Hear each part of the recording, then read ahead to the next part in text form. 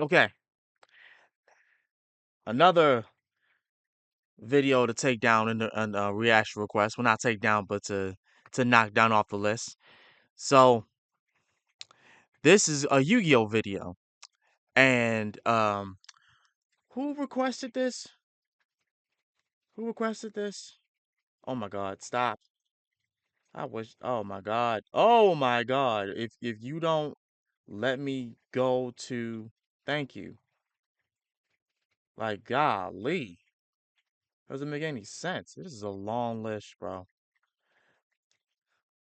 Freaking Blaze, he knows who he is.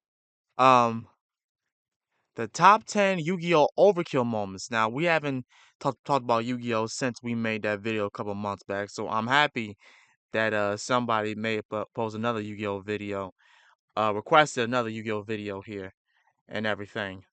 I am very pleased about that. It's another huge video that's on here, but I feel like I want to do that on live and just talk about it because it's a very long video and it seems very serious. Other than that, here we go. This was made 3 years ago by TGS Anime. So go check them out. Top 10 Overkill Yu-Gi-Oh moments. All right. Sometimes in Yu-Gi-Oh, when a duelist has been pushed too far or the influence of evil is allowed to take over, you get to see one of probably my favorite things in all of Yu-Gi-Oh, and that is the Overkill, I'm going to completely destroy you with all my being style of dueling. You know what I mean. When a duelist abandons all of their previous philosophies on Yeah, dueling and just basically and just just completely embraces the I'm going to destroy my opponent mentally and yep. physically by all means necessary. However, it doesn't always have to be because a duelist snaps in the middle of the duel. Sometimes, well, that's just the way they are. So for today's video, I thought, how about we take a look at the top 10 times in the Yu-Gi-Oh series where a character went pure overkill and just flexed all over the opponent. I'd like to invite you all to my top 10. It's been a minute since I watched, because all 5 of you. I want y'all to know the only I don't know about Yu-Gi-Oh! Arc V. I don't know about the new Yu-Gi-Ohs. I know about the classic Yu-Gi-Oh! Way up to 5Ds. That's as far as I can go. I'm sorry, but that is as far as I go as far as Yu-Gi-Oh! Knowledge is concerned. Simultaneously. Yuri from Yu-Gi-Oh! Arc 5 has always been a pretty unhinged character. You never quite knew if you were safe to be around him, especially with that disarming smile. However, Oh at wow. the end of the day, he was a psychopath, with a very obvious superiority complex too, which unfortunately for his enemies, his skills did actually back up. Yuri was so confident in his abilities as a duelist that, just for the lols, sometimes he wouldn't use his actual deck in a duel. Instead, hell despite did he even the do? fact he's playing against top-ranked opponents like Alexis Rhodes and Sora Percy, Oh wow. he would use the mass-produced Ancient Gear structure deck, proving it was he and not just his deck that garnered him so many victories in a duel. And, well, that on its own could be seen as Yuri flexing and a little bit of overkill.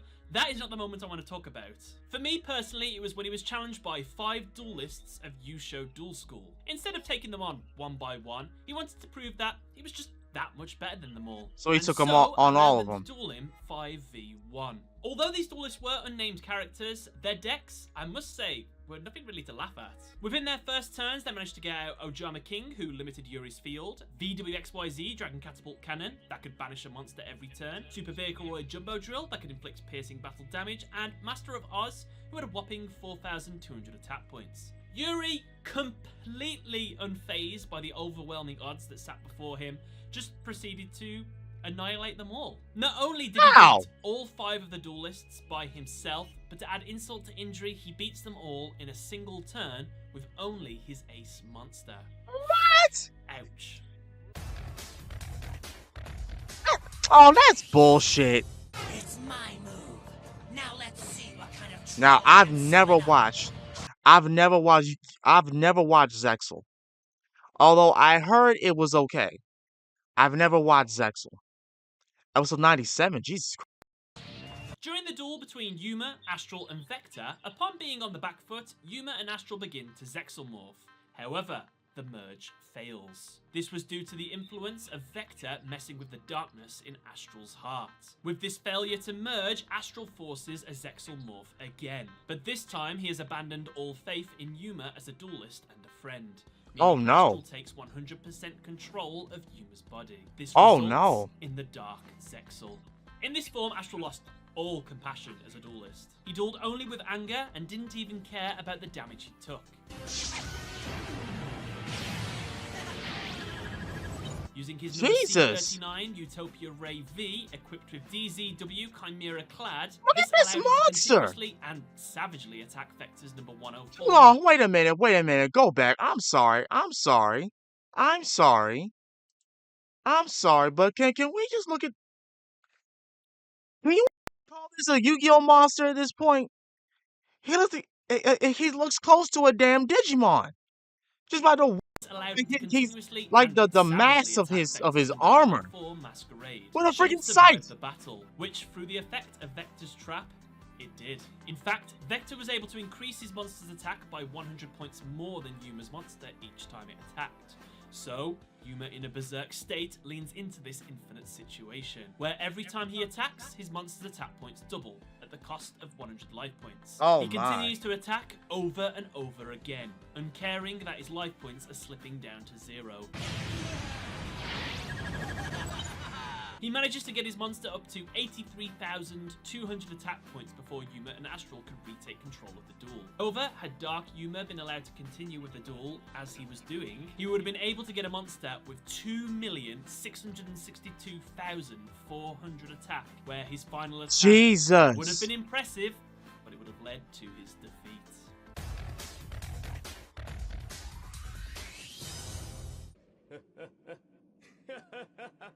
Yeah, see, these are Yu-Gi-Oh shows I still don't know. Going back to Yu-Gi-Oh! Arc 5, this time I'm going to be looking at Zarc, who decided to have a non-stop dueling hype train against anyone and everyone who would join in before he obliterated the world. Clearly, it was Okay. a nice idea from his 1/4 Yuri part. However, Zarc, to prove that he is truly the strongest in all the world, duels 10 top-tier Yu-Gi-Oh! Duelists in a row, defeating the likes of Asta Phoenix, Sora Percy, Shay Obsidian, Kite Tenjo, Gong Strong, Jack Atlas, Silvo Oh, I know about Solitaire, him. Crow Hogan, Leo Know about Akaba, him too. and Declan Akaba, all in the same duel. Keep Okay. in mind as well, he had a habit of beating 2 duelists at the same time as well, to add further insult. What the hell? This is Overkill.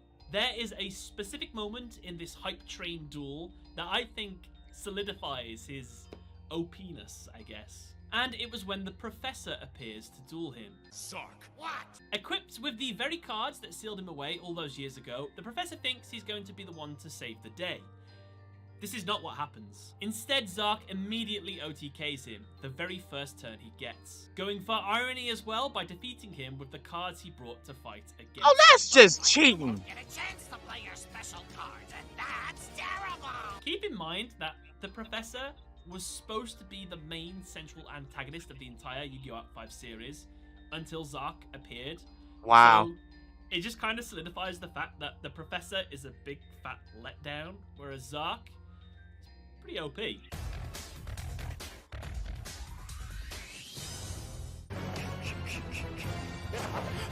What's Yu-Gi-Oh! V Reigns? For those that don't know, one of the most powerful mechanics in the Master Rule 4 style of Yu-Gi-Oh! Dueling is something Oh, called Lord. the extra link. It's basically where for I'm a lot of so skill lost. and correct card combinations, you can make your link Those are nice monster monsters, create a though. connection all the way from your extra monster. Hold on, let me zone listen to your what he's saying. Cause I don't even know these rules. For those that don't know, one of the most powerful mechanics in the Master Rule 4 style of Yu-Gi-Oh! Dueling is something called the extra link. It's basically where, through a lot of skill and correct card combinations, you can make your link monster create a connection all the way from your extra monster zone to your opponents, granting you the ability to summon into their extra monster zone, and essentially lock them out of using their extra deck completely. It's tough to pull off, and it requires quite a lot of resources to get into it, so Okay. only a madman or someone that really wants to flex on their opponent would even attempt to pull this off. But in Yu-Gi-Oh! Reigns, two characters dared to try this maneuver. During Revolver and Yusaku's final duel, Revolver, using Yusaku's Firewall Dragon, was able to create a link all the way around the board, making the first extra link ever seen on screen. And wow. while this is impressive, one of Revolver's underlings, known as Spectre, actually one-ups this and does something a little bit more impressive. During his duel against the evil AI Lightning, Spectre was able to create what Revolver couldn't, the perfect extra link, something that Revolver called Extra Link Full Mode, completely locking out Lightning from using his extra deck and commanding complete field dominance. Spectre Really? basically wanted to give Lightning zero chance of a comeback, and for the most part, he did achieve this.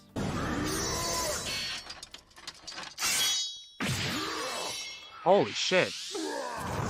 However, sadly, he would not go on to win the duel. But honestly, regardless, it was still amazing to see. And with Master Rule 5 on the horizon, this could be the last time you see an opponent be locked out of their extra deck. Treasure it, I guess.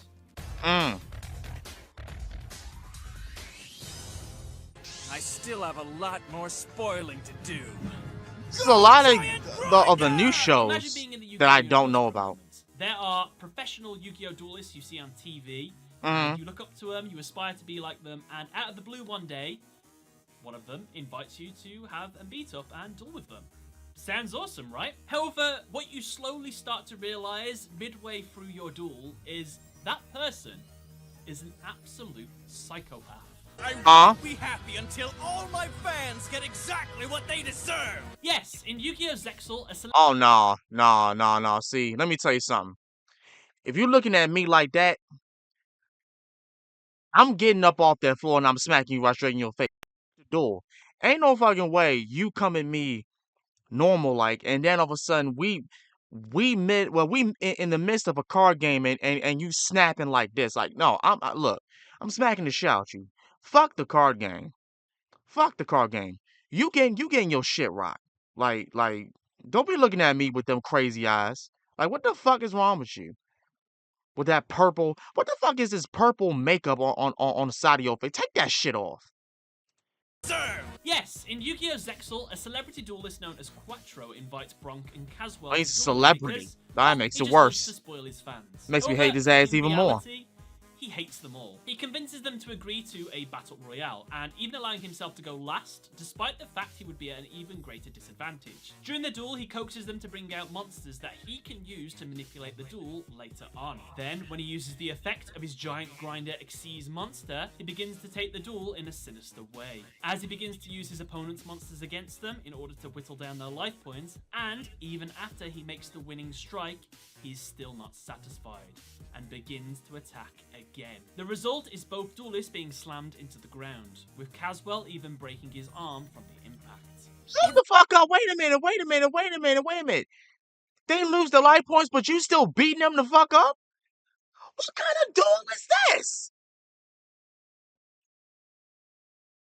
You won the duel already, but you want to keep beating them up? That really is overkill. That really is overkill. Oh, I definitely smack the shit out you then. I don't care who the fuck you think you is. Everything's gonna be okay, Bronk. But hey, at least they got his autograph. Wow. Attack! There we go. Yu-Gi-Oh! GX. Finally, somewhere. Oh, I think, yeah, this is where you get the supernova Jaden decks. gets into a high-stakes duel against Braun, Mad King of Dark World, who, throughout the duel, keeps sacrificing all of his friends through their negative emotions. He does this to meet the criteria for the creation of the ultimate fusion card, Super Polymerization. And as well, he's probably just doing this to mess with Jaden. Upon witnessing the deaths of each of his friends, Jaden just thinks, screw it. I've lost everyone. It's time to go all out. As soon as you hear the most optimistic and fun-loving duelist of what I would consider every single series of Yu-Gi-Oh! Renounce dueling for fun and basically just going all in for revenge, you know something bad is gonna happen. I used to duel for fun, but now I'm dueling to avenge what you did to my best friends. It's payback time! It reminds me of a quote I read. There are 3 things all wise men fear: the sea in a storm, a night with no moon, and the anger of a gentle man. I played the spell card Oversoul! When you hear that epic music play, you can see Jaden is ready for that overkill. He uses a combination of Neos, Assault Armor, and Battle of Sleeping Spirits to continuously beat down Ron. I said Supernova, the Space Neos decks. I forget about it. I keep forgetting about that deck. No time to counter and leads to Jaden's victory through anger. And it is from this moment Jaden descends into the being known as the Supreme King.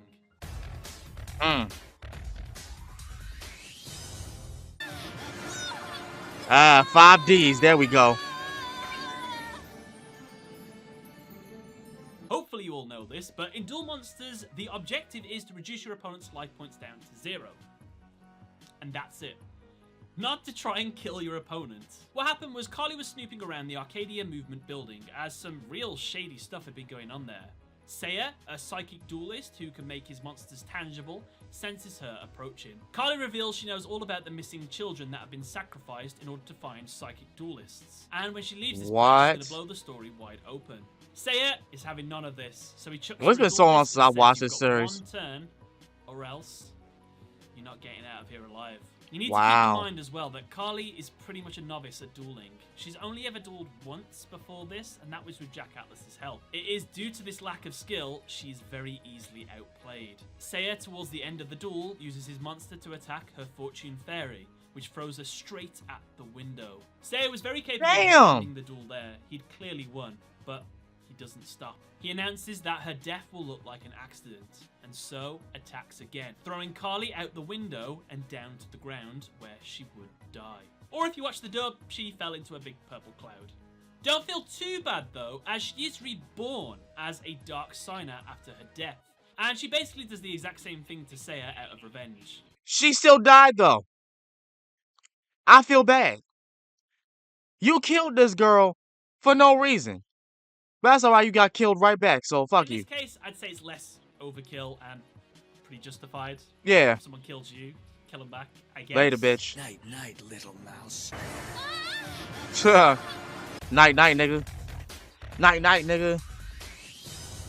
Actually, I'm only required GX. Zane. Destructive move today, so let's do this. Zane Truesdale has always been known to duel in excess. Having a monster in his arsenal with 4,000 base attack that can be summoned through Power Bond to give it 8,000 attack, it's pretty overkill to begin with. I've seen him have plenty of duels where he goes over the top in terms of attack points, getting out a monster with 16,000 attack, for example, against Yubel, or 36,900 against Jaden. Yeah, they're all pretty big moments. However, the overkill moment I want to talk about is when Zane is on a real bad downward spiral. He has lost constantly after the defeat at the hands of Asta Phoenix. In Zane's lowest moment, he is convinced to duel underground, and is put in a situation where both duelists are attached with electric shock collars that would inflict real damage every time they were hit. Zane does his best to duel against the most annoyingly dubbed voice in the entire Yu-Gi-Oh series. Here we go! You're about to get a big boo-boo! However, Yeah, I kind of remember that voice. Again, that we're talking about those were the days where freaking that knockoff wannabe Toonami came on. What was it called? Mizumi on Cartoon Network, and they would play Yu-Gi-Oh GX from time to time. It was one of those weird times, bro. I'm sorry. I really am. he proves too strong. Zane, having had all his monsters destroyed and being mocked, begins to realize his past dueling philosophy is wrong. I don't know if it's called Mizumi or whatever, but yeah. Nonsense, like respecting my opponents, when I should have been thinking about winning. He now understands that respecting your opponent in a duel is foolish, and you must abandon this way of thinking if you want to focus on what is truly most important. Victory. Not think. I know it with all my soul! His voice becomes more jaded and uncaring. He takes joy in creating his Chimera Tech Overdragon out of all of the cyber dragons that have perished. By merging them all into one dark creature, he creates a monster with 4,800 attack and 6 Some crazy stats. shit. And in one turn, Zane inflicts over 11,700 damage in order to wipe out Mad Dog.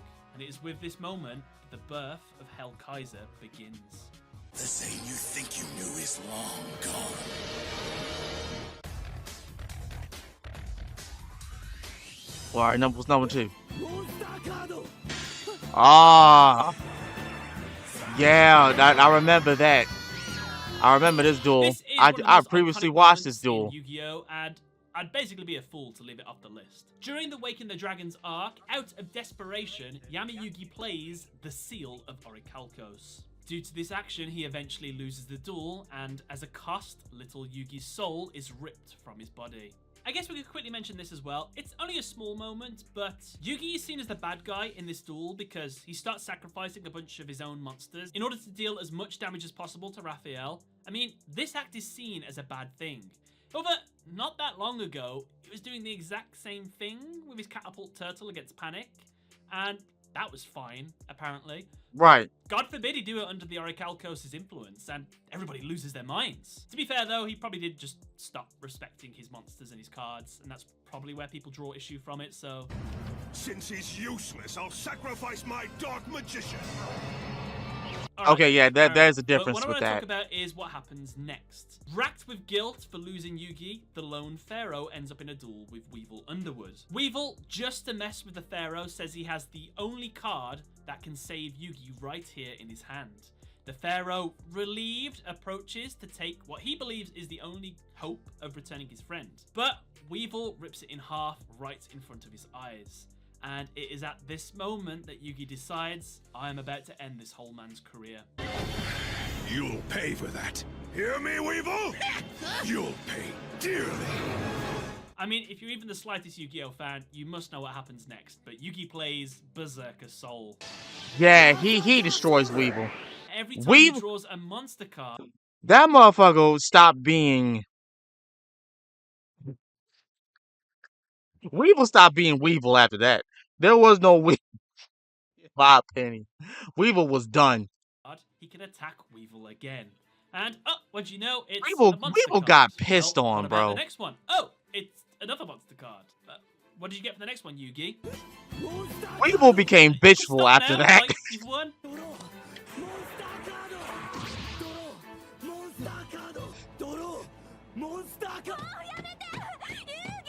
Needless And then to you say, gotta think tell you, but I Weevil's- it stop, was just a stop, prank, bro. man, Had shut no up. effect here at all.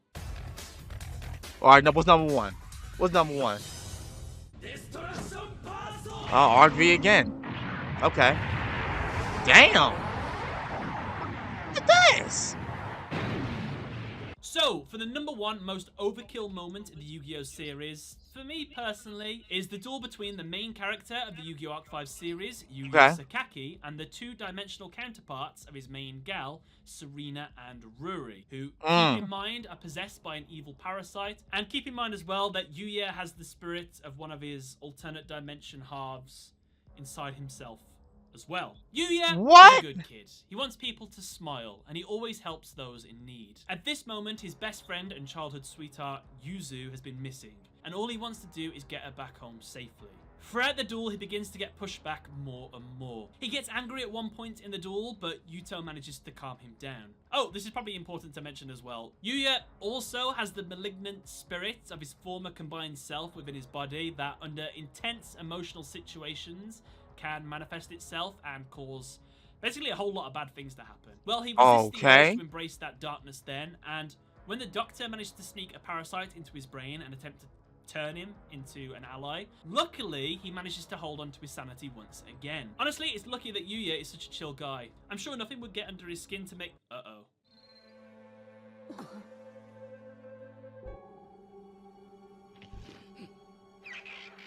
Yeah, the doctor brings out the mind-controlled Yuzu, and he starts wiping his filthy old man hands all over her face, and, well, that's the straw that broke the camel's back. Yuya goes full berserk mode, summoning out the embodiment of his and Yuto's emotions. Odd Eye's raging dragon. With this monster, he decimates the field. And when one of the girls says, nice try, but one of us is going to survive next turn, and then you're screwed, Yuya announces there will be no next turn. Oh, fuck. And this is where he performs one of the most destructive attacks seen on screen, obliterating 2, keep in mind, innocent girls being mind controlled, going straight through them and blasting out the wall behind them, leaving them unconscious on the ground. Everything from the music, the monster's attack, and the emotions really fuels this moment, and the sheer amount of damage Yuya is trying to inflict in this moment personally makes it my #1 most overkill moment. Holy shit. Holy crap. See, you don't mess with somebody's with somebody's woman, bro. You don't do that, bro. You don't do that, bro. You know, and you know what? For these like anime series, it's always the technical, like creepy, geeky dude that's being creepy towards somebody else's girl. Like, why you gotta put your hands on her? Why and why? And furthermore, why do you have to put mind control over her? So you saying you just want to die at that point?